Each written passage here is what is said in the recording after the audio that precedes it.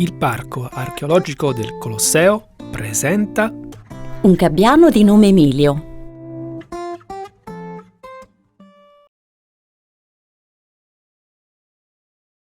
Da lì ebbe inizio una nuova vita. Conobbe presto anche molti altri gabbiani, ma parlavano con uno strano accento. Also, mein Freund, wie heißt du? Chissà, forse la loro mamma non aveva potuto insegnargli tanto bene la lingua. Trovò però presto simpatico quel loro modo di relazionarsi, discreto e accogliente al tempo stesso. Intorno al lago c'erano anche molti alberi tra i quali rifugiarsi, e nel lago i pesci non mancavano di certo. Fece amicizia con molti uccelli di altre specie, passeri, anatre e oche di ogni sorta con sorprendenti colori, rondini, anche loro sempre pronti a partire per poi far ritorno, e persino cicogne. E poi quelli che considerava i più incredibili di tutti, i cigni reali. Che eleganza, che sinuosità quel collo bianco arcuato. Potevano un gabbiano e un cigno diventare buoni amici? Perché no? Alcuni avevano un colore diverso. Il piumaggio era screziato di grigio e marroncino, proprio come Emilio quando era nato. Erano i pulcini dei cigni, gli ultimi nati.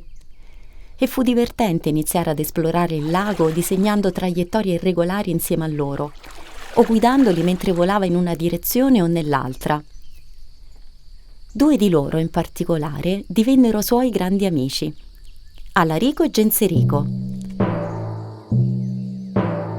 Nonostante quei nomi un po' seriosi, che la mamma aveva scelto per loro, erano così simpatici e coinvolgenti da voler sapere tutto sul paese di Emilio, sul suo lungo viaggio, sui fratelli e su quello strano posto da cui proveniva, con 1000 curiosi edifici e file di colonne rovinate, ma che in così tanti andavano a vedere.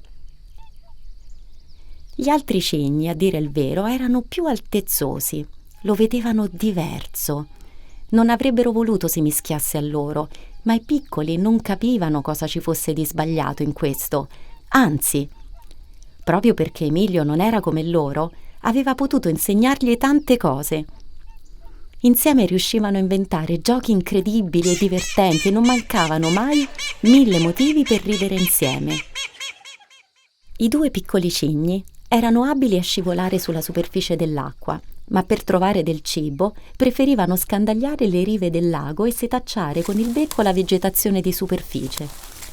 Con Emilio organizzavano spesso divertentissime cacce al cibo, che terminavano in una ricca scorpacciata tutti insieme.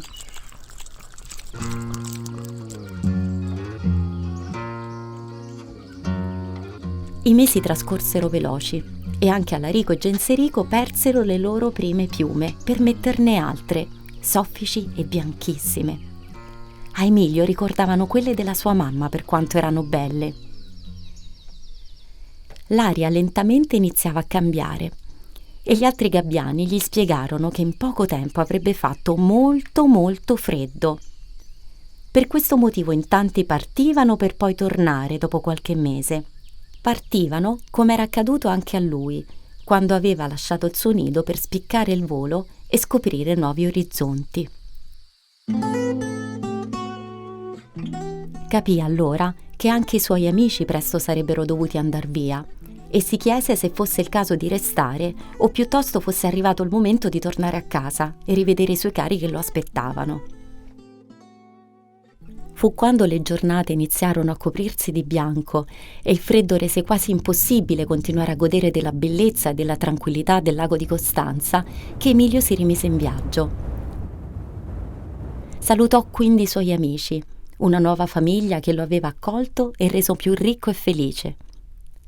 Non avrebbe mai potuto conoscere tutto questo se non avesse avuto il coraggio di spiccare il volo verso nord e raggiungere quel posto lontano. Il ritorno fu veloce, più rapido del viaggio di andata. Fu bellissimo percorrere a ritroso quelle montagne e quegli incredibili paesaggi. A poco sentiva l'aria cambiare, diventare più tiepida e mite, e riconosceva i contorni della strada che lo stava riportando a casa. E poi, alla fine, quell'oasi verde, proprio al centro di Roma, su cui erano incastonate quelle strane costruzioni a volte bianche, a volte arancioni o marroncine, sulle quali tutti i suoi amici si divertivano a sostare, gareggiando per conquistarne la cima più alta.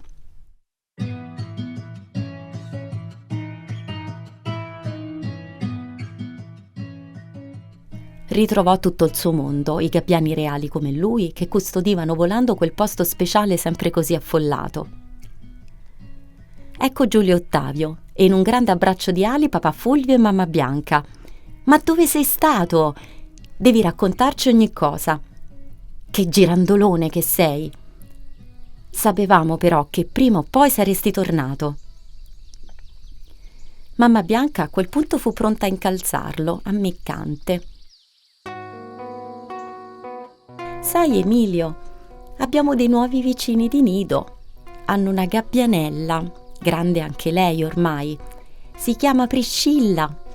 Ti piacerebbe conoscerla?» Emilio l'aveva notata subito e già immaginava che il prossimo anno quel lungo viaggio verso il lago di Costanza non lo avrebbe affrontato da solo. È incredibile come a volte quello che cerchiamo non è poi così lontano da casa.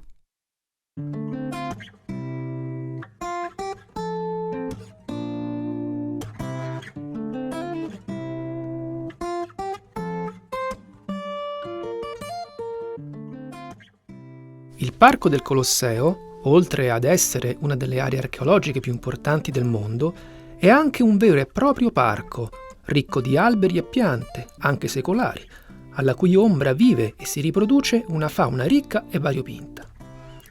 E così, avendo da sempre a cuore gli aspetti naturalistici del parco, il Servizio Educazione, Didattica e Formazione, nel 2020 ha ideato il progetto Spezio, in collaborazione con l'associazione Ornis Italica, esperta di animali e in particolare di uccelli, tra cui i gabbiani. È infatti monitorando i gabbiani, montando sulle loro schiene delle antenne GPS, che abbiamo scoperto la storia di Emilio. Un gabbiano, che abbiamo chiamato Emilio in quanto nato nell'omonima basilica del Foro Romano, che ogni estate, a luglio, parte dal Foro Romano per raggiungere il lago di Costanza in Svizzera, percorrendo andata e ritorno ogni volta ben 750 km. E così, ispirati da questa incredibile storia vera, ci è venuta l'idea del racconto che avete appena finito di ascoltare, dove in fondo sottile è il confine tra realtà e fantasia.